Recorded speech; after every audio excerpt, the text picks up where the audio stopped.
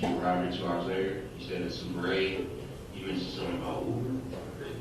Yo estaba trabajando en Uber, sí. She was working Uber. Why would you go, hold on. Why would you go work Uber in Detroit, Michigan, Porque yo instead of doing it aprovechaba. here in Cleveland, Sí, porque where your daughter is?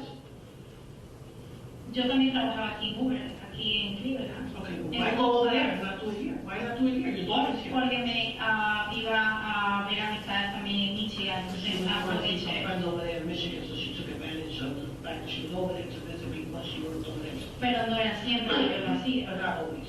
That's not, she didn't do that always. And I'll say this the wrong way. At what point did you think that it would make sense to leave her here while you was in Detroit? Él dice que no coja esto de la manera mal, pero ¿en qué momento tú pensaste que está bien Por pasear, por to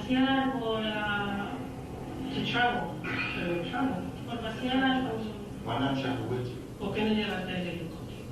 porque yo pensaba regresar el viernes y ya quedarme con ella, o sea, era algo rápido, eventual, que no. She said that because she had planned on returning on Friday and spending time with them, so Porque no me iba a quedar en la casa de nadie, she como, wasn't going to stay in anybody's house. But why not bring her with you if you know, you already knew that she had a condition going on at the time? Si tú sabías que ella ya tenía una condición y estaba enfermita, She needed ¿por qué you. no llevarla contigo? porque por eso mismo, por yo pasear, por Because she wanted to have a good time and travel. And this is the second interview that she had. Cash in your wallet to purchase the second, because you took out money from the ATM machine, that's what you used. Okay. siempre Right. la uso All para right, so eso. let's just start, we're gonna wrap up some stuff here real quick. Okay, so, you were at your house in June 16th, okay, the day we were there. You woke up at 7:20 in the morning, right? Él me estaba diciendo acerca de que tiene todo mi seguimiento. ¿Tengo que? Él me dijo hace un momento en inglés ¿Qué tiene que? que tengo mi seguimiento de donde yo me movilicé y todo eso. Yeah, we have you on video, your car coming home at 7:36 in the morning. What time are we gonna see you leaving your house and when? What's the video gonna show us? When we look at this video some more, Okay, okay? Cuando nosotros empezamos a ver el video, okay? ¿Qué ese video nos va a enseñar a nosotros? ¿A qué hora tú saliste de tu casa y cuándo? Nos está enseñando tú regresando a las 7:36 de la mañana. Pero ¿a qué hora tú te fuiste? ¿Y qué día? Piénsalo bien, porque tu video, el video no miente. Okay? I'm telling you, think about it really good because the video does not lie. No lie. What is the video going to show us? Is the video going to show us that you left your house on Friday? Because it's showing you coming back. But when is it showing you leaving? Because we're going to look at the video and it's going to show us and it's not going to lie. Think about your answer. Think about your answer. Started off planning to first. I'll say this is the time Y esta es la oportunidad tuya para decirnos la verdad. Porque nosotros vamos a ver el video. sí, Y si no nos está diciendo la verdad, lo vamos a ver. Y vamos a ver que tú no estás mintiendo. sí, y él me está diciendo que va a haber más problemas al respecto. Va a empezar los problemas.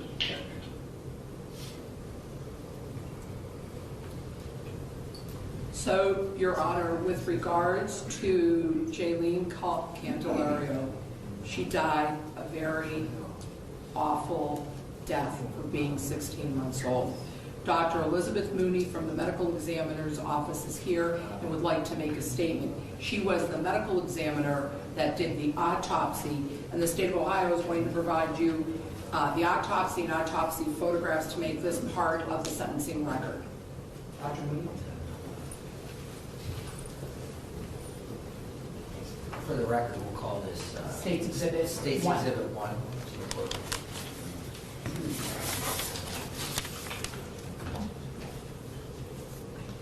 Good morning. Hi, doctor. For the record, can you say your name and spell it for the court reporter? Yes, my name is Dr. Elizabeth Mooney, and it's spelled Mooney. I am currently employed by Cuyahoga County Medical Examiner's Office as a forensic pathologist and deputy medical examiner.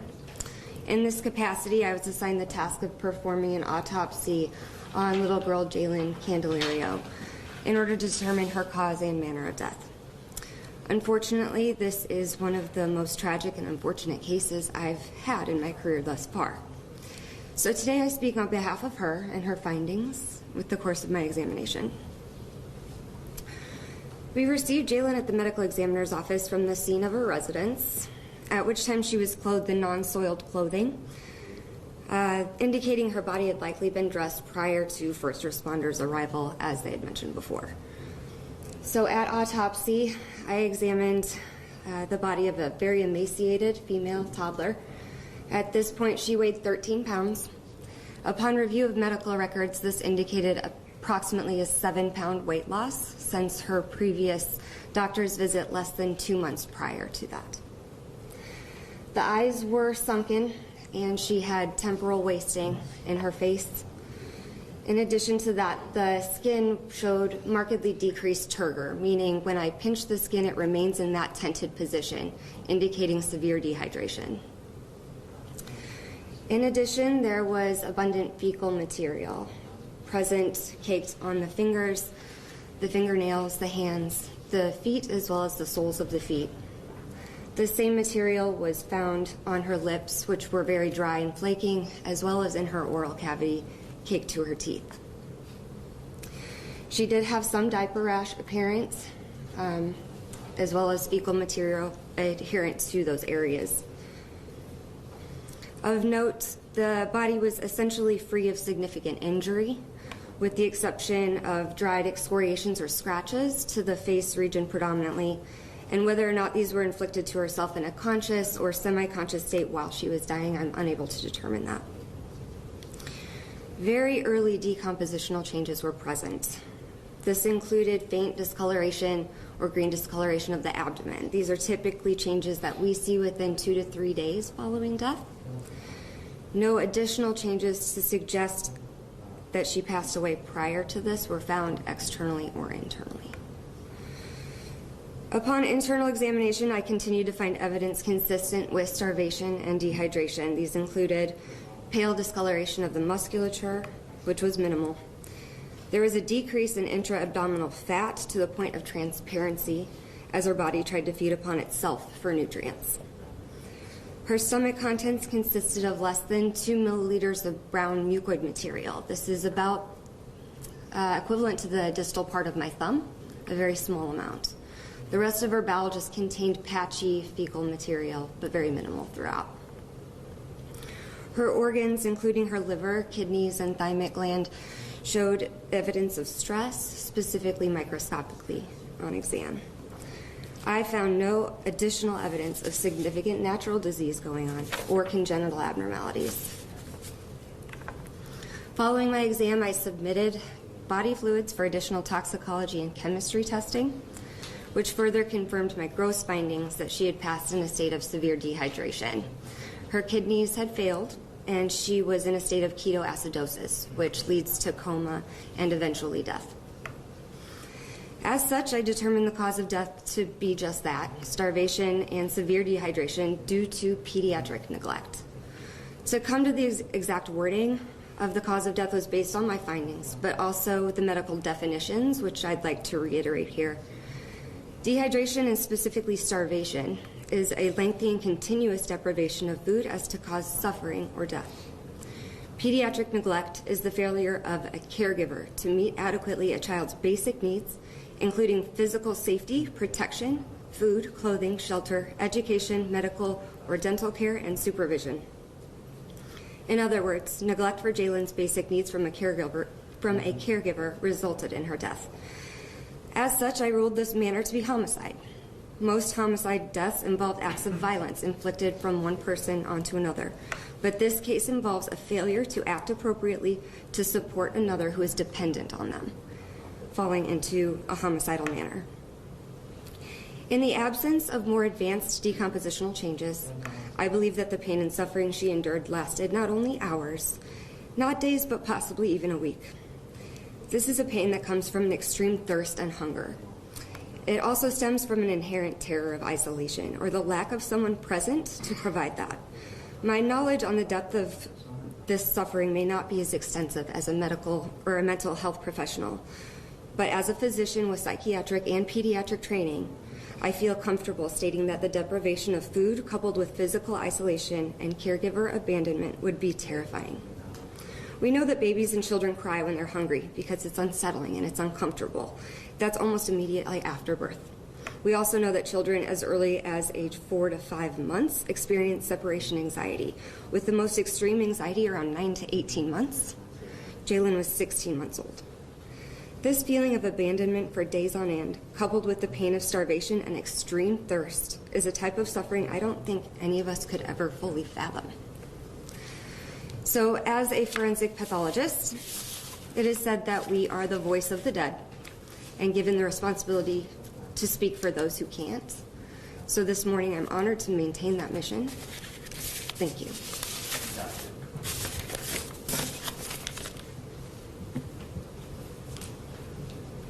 In addition, Your Honor, just so the record is very clear, the state of Ohio has tried repeatedly to contact Jalen's extended family, and absolutely no one has called the prosecutor's office, has returned a call from the prosecutor's office, has done nothing to acknowledge that Jaylene was even part of their family. So if people come in this morning, it's going to be on the side of Crystal Candelario, because on the part of Jaylene, in addition to Dr. Mooney, who speaks for the dead through autopsy findings, Sergeant Teresa Gomez and Detective TJ Powell are going to speak to you. As you also look behind me, it is law enforcement, whether it be from Cleveland Homicide, from the FBI, from the district, from EMS. These are all the people that participated in this case, and that they are here to be the family for Jaylene Candelario, because her own family did not have the courage to call the prosecutor's office and ask what was going on with their case. They were more concerned with their own daughter. TJ is going to, Sergeant is going to speak first. Do you want her to come to the podium? Absolutely. Same thing, Sergeant. Just say your name and spell it for our court reporter so she can have an accurate spelling. Teresa Gomez, Teresa Gomez.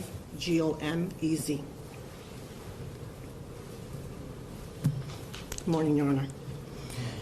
Your Honor, thank you for allowing me to be the voice for Jaylene Candelario, a beautiful angel whose life was cut short for no good reason. This tragedy should have never happened. I am Sergeant Gomez from the Homicide Unit. The entire Homicide Unit, Cleveland Homicide Initiative, and our partners from the FBI are here today in honor of baby Jaylene Candelario. When we were first notified of this horrific case, we were all heartbroken. But when we started digging deeper into the investigation, it was beyond horrific. It was revealed that the defendant, Crystal Candelario, left her own child alone for hours, which led to days, which led to weeks.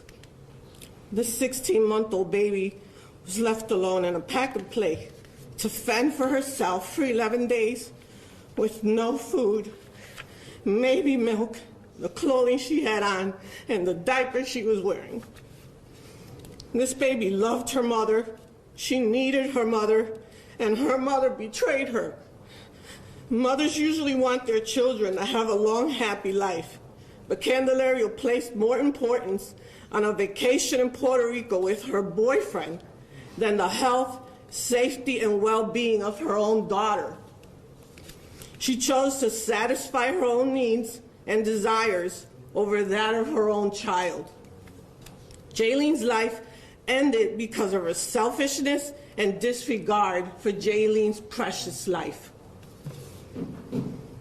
Candelario violated Jaylene yet again when she placed her little body in a clean outfit in order to orchestrate this facade that she was trying to portray for the investigators, either before or after she called 911.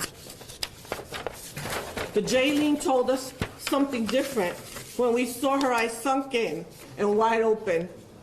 We later learned that sunken eyes is a result of severe dehydration.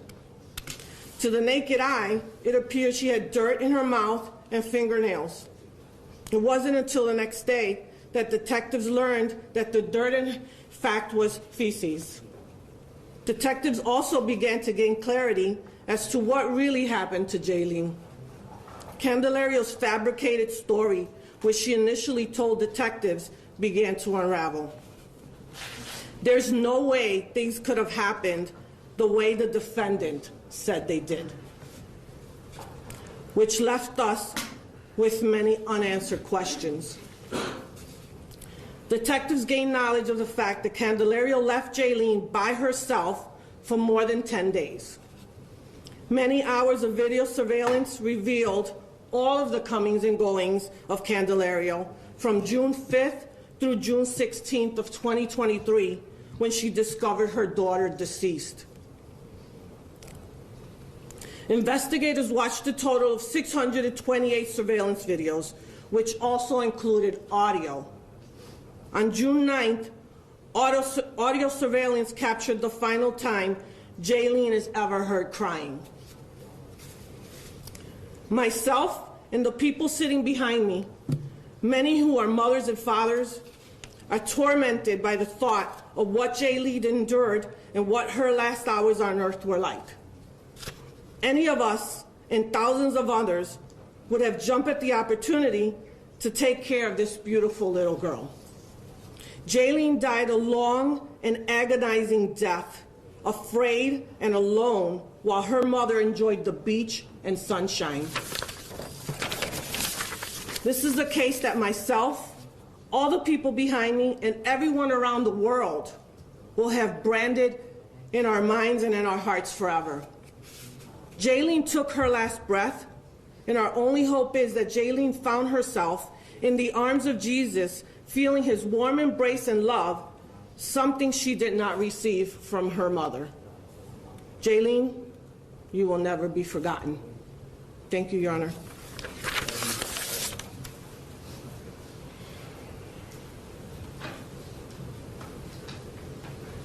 And Detective Powell.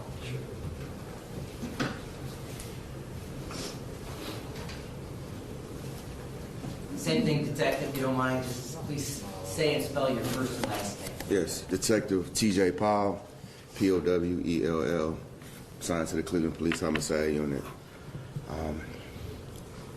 I was the lead detective investigator on this case, and I can honestly say, Your Honor, in my 17-year career as a Cleveland police officer, this by far is the most horrific case I've ever had to investigate. Now, I've been a detective for 10 years. First and foremost, I want to thank the entire homicide unit, the entire Cleveland Police Department, prosecutor's office. As you see, we're here, we're Jaylene's voice. Fortunately, there's no family on our side, but we're her family. I wrote a short poem, just something in commemoration of Jaylene's life. J is for the justice that'll be received today. A is for the angel wings she earned on that joyful day. I is for the incremental repetition, build up of suspense for an innocent bystander's death that clearly makes no sense. L is for the lack of love while alone for 11 days. Y is for a young life that was taken away. N is for new eternal life Jaylene gained on that day. No child should ever have to die this way. Jaylene's life truly mattered. Unfortunately, she died trying to survive off of her own urine and fecal matter.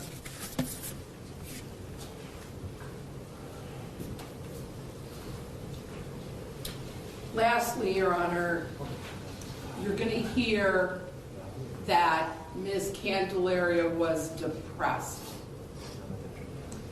And no one more than I appreciate mental health and mental health issues and the programs that this court and my office have tried to implement to help folks with mental health. This is not the case here. This is not the case at all. Her actions speak louder than words. She had the wherewithal to leave Cuyahoga County and drive to Detroit, to be not with one man, but with two, let alone leaving a child, her own flesh and blood, in a pack and play.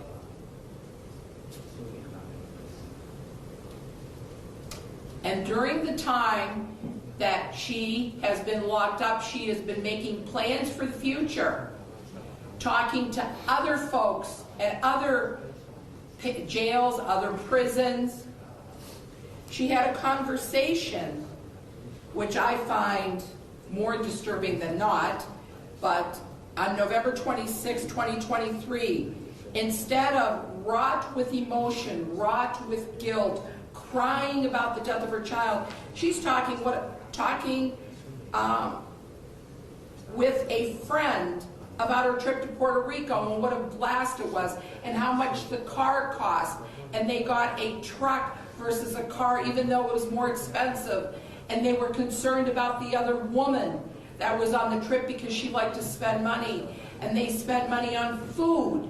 There was never mention about her daughter in her phone calls, and in fact, on January 6th of 2024, she's talking to her mother, who she repeatedly talks